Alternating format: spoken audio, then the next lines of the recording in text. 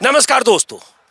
यूं तो कृषि कानूनों के खिलाफ किसानों के आंदोलन के 9 महीने से ज्यादा हुए, लेकिन आज उस आंदोलन के दौरान उस आंदोलन को धार देने के लिए, उस आंदोलन को मिशन यूपी के नाम से एक शक्ल देने के लिए, उस आंदोलन के जरिए सरकार पर दबाव बनाने के लिए, उस आंदोलन को यूपी में इस कदर तेज करने के लिए कि सरकार दबाव में आए, किसानों की मांगों के सामने सरकार अपने तेवर को नरम करे, इसलिए किसानों की आज महापंचायत हो रही है। और ये महापंचायत हो रही है मुजफ्फरनगर के ऐतिहासिक जीआईसी मैदान, कहते हैं इसको, जीआईसी मैदान में। और ये वो मैदान है जहां पहले भी किसानों की बड़ी पंचायतें हुई है, बड़े बड़े नेताओं की रैलियां हुई है।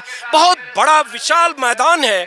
विशाल मैदान में चारों तरफ पंडाल में किसानों के जमावड़े हैं, और इस पंडाल में आने से पहले सड़क के दोनों तरफ जो इस पंडाल में आने के दरवाजे हैं, उसके दोनों तरफ कई किलोमीटर तक किसानों के काफिले। मेरे पीछे आप एक स्टेज देख रहे हैं, थोड़ा पीछे से हट जाइए, ये मेरे पीछे स्टेज देख रहे हैं। इसी स्टेज पर किसान नेताओं के भाषण होने हैं। संयुक्त मोर्चे के सारे किसान नेता आज यहाँ जमा होंगे। लेकिन सवाल यही है कि किसान नेताओं के इस जमावड़े से क्या कुछ निकलेगा। जो किसान नेता हरियाणा, पंजाब, यूपी, अलग अलग इलाकों में जाकर पंचायतें लगातार 9 महीने 8 महीने से कर रहे हैं, जो किसान नेता लगातार सरकार को चेतावनी दे रहे हैं, सरकार को कृषि कानूनों की वापसी को लेकर जो उनकी मांग है उसको लेकर सरकार से अपील कर रहे हैं, गुहार लगा रहे हैं, दबाव बना रहे हैं, सरकार अब तक अपनी बात पर कायम है, कानूनों की वापसी को किसी ढंग से विचार को तैयार नहीं है। सवाल उठता है आज जब यहाँ से किसान नेता, संयुक्त मोर्चे के वो नेता जिसमें पंजाब और हरियाणा के भी किसान नेता शामिल हैं, वहाँ की यूनियनों के किसान नेता शामिल हैं, मुजफ्फरनगर की इस ज़मीन पर ऐतिहासिक महापंचायत का हिस्सा बनेंगे तो क्या ऐलान करेंगे और उस ऐलान का असर क्या होगा, ये समझने के लिए मैं मुजफ्फरनगर में हूँ। और आप जो मेरे वीडियो देख रहे हैं कि मैं लगातार पश्चिमी यूपी के अलग अलग इलाकों में घूम रहा हूँ, किसानों से भी बात कर रहा हूँ, और उसके ज़रिए मैं भी समझने की कोशिश कर रहा हूँ कि किसान आंदोलन किस शक्ल में, कितनी मजबूती के साथ यूपी की ज़मीन पर खड़ा है। यूपी इसलिए क्योंकि यूपी में 6 महीने बाद चुनाव है, और कोई भी सरकार चुनाव के पहले अगर लगता है कि इस आंदोलन से सरकार की सेहत पर फर्क पड़ेगा तो सरकार सोचेगी, चिंता करेगी। किसान नेता यही चाहते हैं कि इस आंदोलन को इतनी मजबूती दी जाए कि ये आंदोलन यूपी चुनाव के पहले जिले जिले में पहुंचे, गांव गांव में पहुंचे। लेकिन ये किसान नेता चाहते हैं, वो हजारों किसान भी चाहते होंगे, लाखों किसान। दावा है कि आज की इस महापंचायत में 3 से 5 लाख किसान होंगे। कितने होंगे पता नहीं, अभी किसानों के आने का सिलसिला जारी है। सुबह का वक्त है, मैं सुबह आया हूँ।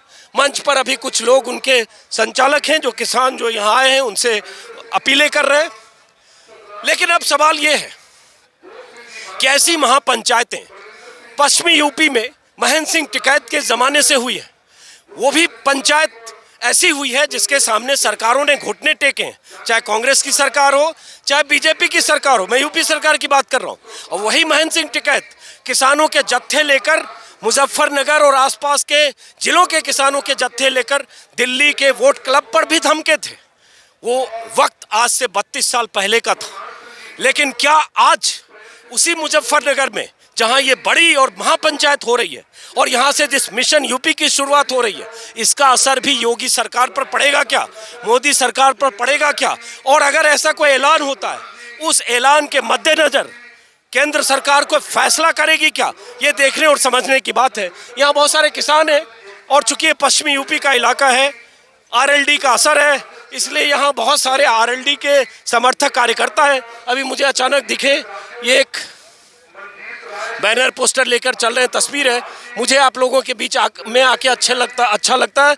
स्वर्गीय चौधरी अजीत सिंह अमर रहे, आरएलडी के कार्यकर्ता होंगे, चूँकि अजीत सिंह का निधन हुआ है। और माना जा रहा है कि इस किसान पंचायत को और इस आंदोलन को आरएलडी का समर्थन है, आरएलडी के बहुत सारे नेता हैं। लेकिन जिस मुजफ्फरनगर में 2013 में दंगे हुए, और जिस मुजफ्फरनगर में दंगों ने वो शक्ल लिया कि जिससे हिंदू मुस्लिम राजनीति का एक नया आयाम गढ़ा गया, उसका फायदा ये हुआ बीजेपी को कि बीजेपी ने मुजफ्फरनगर जिले के सभी विधानसभा सीटों पर कब्जा किया। और इसी मुजफ्फरनगर में 2019 में चौधरी अजीत सिंह को शिकस्त मिली, संजीव बालियान से, जयंत चौधरी बिहारे बागपत से।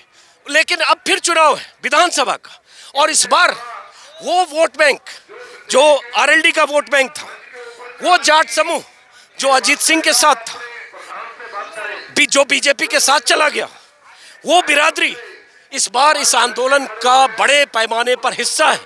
और सवाल ये भी है कि जो जाट और मुस्लिम के बीच खाई बनी थी 2013 के बाद, क्या इस तरह के आंदोलन और किसानों की ये पंचायत जिसमें मुस्लिमों की भागीदारी भी बड़े पैमाने पर है, क्या उस खाई को पाट सकती है? ऐसे भी कई सवाल हैं। इसके कोई राजनीतिक मायने भी निकलेंगे क्या? क्योंकि किसान नेताओं को अब लगता है कि अभी नहीं तो कभी नहीं।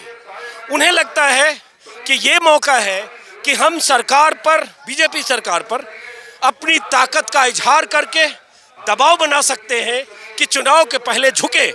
उन्हें इस बात का अंदाजा है किसान नेताओं को कि अगर चुनाव के पहले जो फरवरी मार्च में होने हैं यूपी में, अगर सरकार ने उनकी बात नहीं मानी तो उसके बाद फिर वक्त बहुत देर गुजरेगा और उसके बाद क्या होगा पता नहीं। क्योंकि फरवरी होते होते इस आंदोलन को 15 महीने हो चुके होंगे। तो ये समझने के लिए यहाँ लगातार आप किसानों के जत्थे आते हुए देख रहे होंगे। और बाहर जो सड़क है वहाँ भंडारा चल रहा है, कई तरह के गुरुद्वारे से लेकर पंचायतों के खापों के। और यहाँ बहुत जितने खाप हैं उन खापों के जो चौधरी हैं वो यहाँ होंगे। खुद नरेश टिकैत जो भारतीय किसान यूनियन के अध्यक्ष हैं वो भी बालियान खाप के मुखिया हैं। और उनका एक असर है किसान यूनियन का असर इस नाते भी कि महेंद्र सिंह टिकैत के वारिस हैं। अब यहाँ कुछ लोग भी हैं, कुछ युवा भी हैं और अलग अलग इलाकों से आए लोग भी हैं, जिसमें पंजाब, उत्तराखंड, हरियाणा और जहाँ जहाँ किसान यूनियन का असर है वहाँ से आए लोग हैं। और इन लोगों से बातचीत करके आपको लगेगा कि सरकार जितना भी खारिज करने की कोशिश करे, सरकार या बीजेपी के किसान नहीं हैं, ये मवाली हैं, ये आतंकवादी हैं, ये बहकाए गए लोग हैं, ये किसी दल विशेष की तरफ से छोड़े गए किसान हैं, तमाम तरह के इल्ज़ाम किसानों पर 9.25 महीने में लगे। लेकिन जब भी मैं ऐसे आंदोलन में या किसान आंदोलन में जाता हूँ और जब मैं उन चेहरों को देखता हूँ, तब सरकार समर्थित मीडिया या सरकार के पक्षधर बीजेपी के नेता या सत्ता में शामिल कोई और किरदार, उनके बयानों को इन चेहरों से मिलाता हूं जो यहाँ बैठे। और जब इन लोगों को देखेंगे जिसमें कोई 60 साल, 70 साल, 80 साल, 90 साल का बुजुर्ग भी है जो अपने खर्चे से, ट्रैक्टर से अपने गांव से आया है, तब आपको लगेगा इनकी चिंता है। इनकी चिंता एमएसपी को लेकर है, इनकी चिंता गन्ने की कीमतों को लेकर है, इनकी चिंता गन्ने के भुगतान को लेकर है, इनकी चिंता ये है कि 4 साल से गन्ने की कीमत नहीं बढ़ी, इनकी चिंता है कि एमएसपी कागजों में ज़रूर है। प्रधानमंत्री मोदी जिक्र जरूर करते हैं बार बार, या सरकार जिक्र करती है या कृषि मंत्री जिक्र करते हैं, एमएसपी जारी थी, जारी है, जारी रहेगी। लेकिन इनकी चिंता है जो गांव में खेती करते हैं, जो गेहूं और चावल उगाते हैं, धान उगाते हैं। अगर गेहूं की कीमत 1975 है, अगर मैं यहाँ सर्वे करने लगूँ इस कोने से उस कोने तक कि कितने किसान हैं जिनकी फसल, जिनका गेहूं 1975 पर बिकता है, तो आपको पता चलेगा शायद 10% भी ऐसे ना हो। लेकिन ये सुनना, ये जुमला, ये डायलॉग अच्छा लगता है, एमएसपी जारी थी, जारी है, जारी रहेगी। यही बात धान पर भी लागू होती है। लेकिन सवाल उठता है, ऐसा नहीं है कि ये एमएसपी 2014 से पहले सबको मिलती थी, लेकिन 2014 के पहले इतने बड़े बड़े दावे, किसानों की आमदनी दुगनी करने के वादे, 2022 तक किसानों की आमदनी दुगनी करने के ऐलान नहीं होते थे। जब इतने बड़े दावे और ऐलान होंगे, 2022 में कितना महीना बाकी है? सितंबर शुरू हो गया, सितंबर, अक्टूबर, नवंबर, दिसंबर, 5 महीने बाद 2022 है। इस पूरे पंडाल में और मैं तो कह रहा हूँ पूरे पश्चिमी यूपी में 10 जिले में घूम चुका हूँ, 50 गांव, एक किसान नहीं मिला मुझे जो कहे उसकी आमदनी दोगुनी होने की दिशा में भी है। दोगुनी होना छोड़ दीजिए, 1.5 गुनी भी जिसकी हुई हो। तो जब सरकार कहती है कि हम किसानों की आमदनी दोगुनी करेंगे, योगी सरकार की तरफ से पूरे पन्ने पर विज्ञापन आता है, किसान खुशहाल, भरपूर फसल तो किसान पैदा करते हैं, लेकिन क्या किसान खुशहाल हैं? क्या किसानों को उनके फसलों की कीमत मिल रही है? क्या किसानों की चिंता वाजिब नहीं है? क्या किसानों की चिंता में सरकार शामिल है, या सरकार सिर्फ अपने वोट बैंक की तरह इस्तेमाल करने के लिए इस तरह के भाषण या इस तरह के कहें चुनाव के मौसम में उन्हें अपने पाले में करने के लिए राशन की अवधि लंबी करना, या 2000 रुपये उनको हर 4 महीने में देना, साल के 6000, 15 रुपये रोज। कई बार मैं बताता हूँ उससे 1.5 कप चाय मिलती है, 10 रुपये में चाय मिलती है, 15 रुपये रोज के हिसाब से 1.5 कप चाय। क्या यह काफ़ी है? सरकार ने दिया, अच्छा कदम है, लेकिन उसके साथ ढिंढोरा पीटना कि इतनी बड़ी बात की, इतना बड़ा काम किया, किसानों की इतनी चिंता की, ये सारे सवाल हैं। और वही सारे सवाल इन किसानों को एकजुट करके यहाँ ले आए, वही सवाल हैं जो किसान नेता उठाते हैं अपनी रैलियों में, भाषणों में, पंचायतों में, और उसका असर होता है कि भीड़ इस शक्ल में आती है। यहाँ भाई साहब सो रहे हैं। अब मैं दूसरे वीडियो में इन लोगों से बात करूंगा, क्योंकि मेरा मकसद था एक पूरी मुकम्मल तस्वीर दिखाना। यहाँ हो सकता है, मैं चैनल नहीं देख रहा हूँ, राष्ट्रीय मीडिया, नेशनल मीडिया, सरकार परस्त मीडिया जो इन किसानों को लगातार खारिज कर रही है, जो इस आंदोलन को लगातार खारिज कर रही है। समझने की एक बात यह है कि कुछ किसान नेताओं की तरफ से शुरू किया गया आंदोलन अगर 9 महीने से ज़्यादा चले, सड़कों पर किसान 9 महीने से ज़्यादा बैठे रहे, जाड़ा, गर्मी, बरसात में, उस कपकपी वाली ठंड में, तंबू कनात में अपना घर बार छोड़कर ट्रैक्टर पर, ट्रैक्टर के नीचे या जैसे भी, तो ये मानना पड़ेगा कि आंदोलन इतिहास में दर्ज तो हो चुका है। आंदोलन की कामयाबी और नाकामयाबी उसके अंजाम से अगर तय करेंगे तो पता नहीं कि इस आंदोलन का अंजाम क्या होगा। लेकिन अगर इस आंदोलन में किसानों की भागीदारी के हिसाब से देखेंगे, आंदोलन की मियाद के हिसाब से देखेंगे, आंदोलन के प्रति किसानों की निष्ठा के हिसाब से देखेंगे, और जब भी ऐसी पंचायतें होती हैं वहाँ किसानों की मौजूदगी के हिसाब से देखेंगे, उनकी चिंता के हिसाब से देखेंगे, तो लगेगा कि आंदोलन एक इतिहास रच चुका है। मैंने पहले कहा, कामयाबी और नाकामी ये तय सिर्फ अंजाम से नहीं हो सकता। अब देखिए अलग अलग जगह से जत्थे आ रहे हैं। अब ये जो जत्थे आ रहे हैं ये कहीं से उत्तराखंड से होंगे, नीचे कहीं जगह का नाम लिखा हुआ, पंजाबी है, पढ़ नहीं पा रहा हूँ। वो क्या लिखा हुआ?